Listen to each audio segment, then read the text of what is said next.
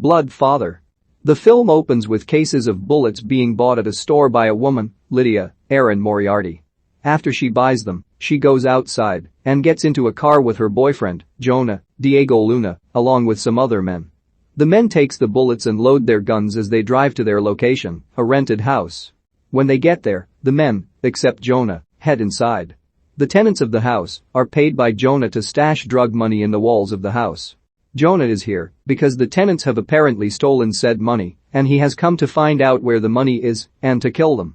Before Jonah heads inside, he notices that Lydia seems really nervous because of what is about to happen. So, he gives her a line of cocaine to get her mind off of what is going down. He tells her to go watch the backyard where the children are playing. Lydia is covering the backyard and watching the tenants' children when she hears gunshots. She heads inside and notices a dead man on the ground and a woman tied up. Jonah is threatening the woman and demands to know what they did with the money. Lydia tries to reason with Jonah about sparing the woman's life, but Jonah is dead set on finding out where the money is and killing the woman. After a heated exchange between the two, Lydia accidentally shoots Jonah in the neck, seemingly killing him. She runs out of the house as Jonah's men hear the shot and rush to his aid. Many miles away is Lydia's father, John, Mel Gibson, an ex-con and recent parolee. He's sharing his testimony at an AA meeting with his sponsor, Kirby, William H. Macy. After the meeting, he goes home to his trailer, which also doubles as his work, missing link tattoo. Later that day, the phone rings and he picks it up. It is Lydia on the other end. She tells him that she's in trouble. She tells him where she is and he tells her that he will pick her up in Santa Monica. That night, he picks her up and drives her back to his place. Since Lydia is coming down from the drugs and presumably alcohol, she passes out on the drive to John's place. When they get to his place, he carries her in and lets her sleep. A few days pass and John notices Lydia having mood swings. Sometimes, she's mellow, and, other times, she's wired and talking non-stop. He looks through her purse and finds packets of drugs. He asks her about how long she's been on these drugs, and then cleans her purse of all the drugs that he can find. That night, some gang members drive up to John's place. When they get out of the car, he asks them what they want, and they say they want tattoos. John says that he's closed. He closes the door to his trailer and notices Lydia looking out the window at them. Suddenly, bullets start piercing the windows of the trailer as John and Lydia duck down to avoid being shot. John starts talking about how this isn't going to look good to his parole officer. A gang member sticks his hand inside a broken window to open it, but John grabs his knife and stabs the man's hand several times. A few seconds later, the leader rams his SUV into John's trailer, flipping it onto its side. Before any more damage can occur, Kirby, along with many of the other residents of the trailer park, arrive with shotguns in hand. A standoff occurs, but the gang members proceed to leave once it becomes clear that they are outnumbered. Hearing police sirens in the distance, John, going against Kirby's wishes for them to stay and talk to the police, leaves with Lydia. The next day, Lydia tells John the whole story about what happened with Jonah and how she ended up killing him. They stop at a motel where they are able to rest for a little while. When John goes to sleep for the night, Lydia sneaks out to talk to the motel clerk, Thomas Mann. He tells her that the police are on their way. He's helping them because he likes Lydia. Lydia calls John on the phone and tells him that they need to leave immediately. John grabs their stuff and heads to the front desk. Lydia tells him that the clerk is helping them. The clerk gives them a key to another room where they can hide out. They are able to make it to the room. John and Lydia watch from the window as the cops search through the rooms. All of a sudden, a shotgun blast rings loud.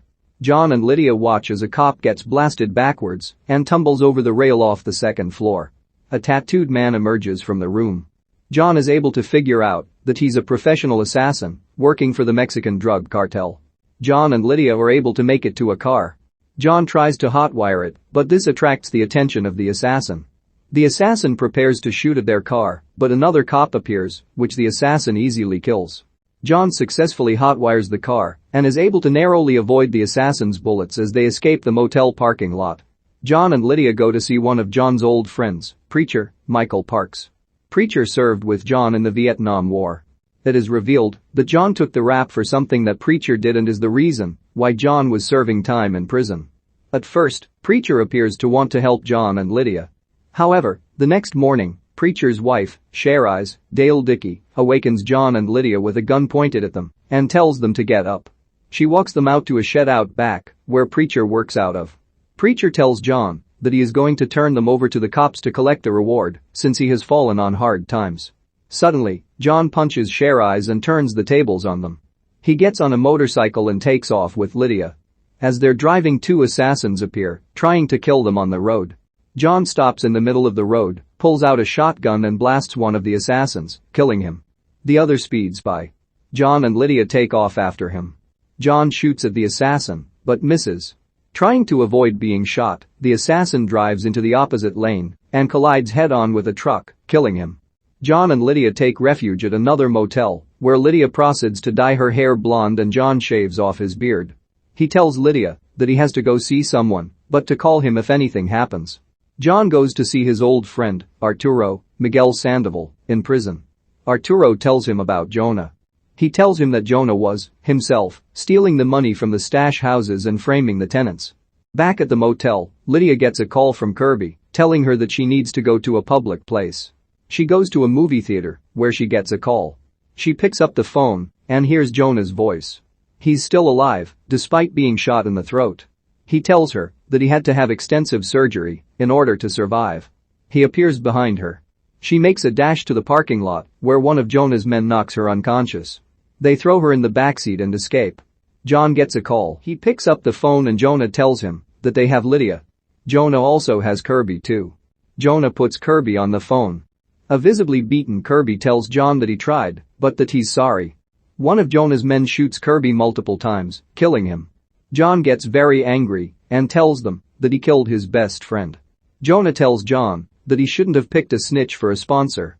John tells Jonah that he knows everything about him and that he will tell his uncle, who's in the Mexican drug cartel, everything about how he's been stealing all of the money for himself unless he sees Lydia.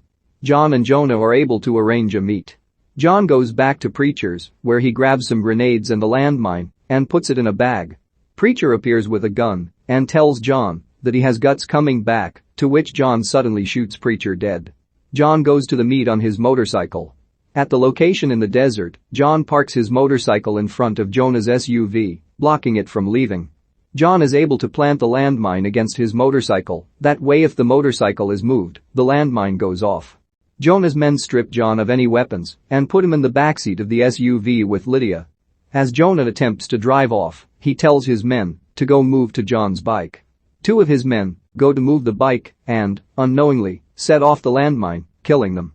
John, taking advantage of the distraction, fights with Jonah and another member of his gang in the SUV. Jonah gets out of the SUV as John bites off part of the gang member's ear.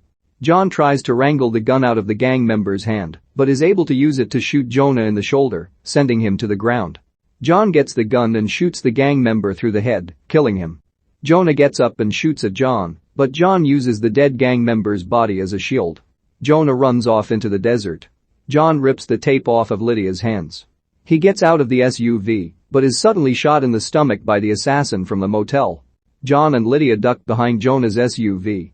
John urges Lydia to go, while he provides cover, but she tells him that she's not leaving him. John and Lydia make a run to another car. As they're running, John shoots back at the assassin, hitting him. John pushes Lydia out of the way as the assassin takes another shot at them. John gets shot again. He falls to the ground. Lydia gets into the car and drives it to John, providing cover from the assassin's bullets. Lydia goes over to John and he cradles her in his arms. He notices, under the car, the assassin approaching them. The assassin tries to sneak up on them, but when he comes to where John and Lydia supposedly are, they're not there. He looks over and sees John alongside the car. John shoots the assassin in the head, killing him, but not before the assassin gets a couple of shots off at John, hitting him a third time. John gets happy that he got the drop on the assassin. John looks down and notices all the blood on him, gets mad and shoots the dead assassin again. John tells Lydia that he loves her as he dies. Police cars arrive Jonah. He is taken to prison. Some time later, he is approached by Arturo and his prison gang, where he will presumably be killed. In the final scene, Lydia is shown at an AA meeting where she shares, "I've been sober a year, but I miss my dad so much that sometimes I can't sleep at night, but I tell myself that he's watching over me. Sometimes there's this shame that almost breaks my back, but I tell myself, when you owe your life to someone, you better live it. So I just say thank you."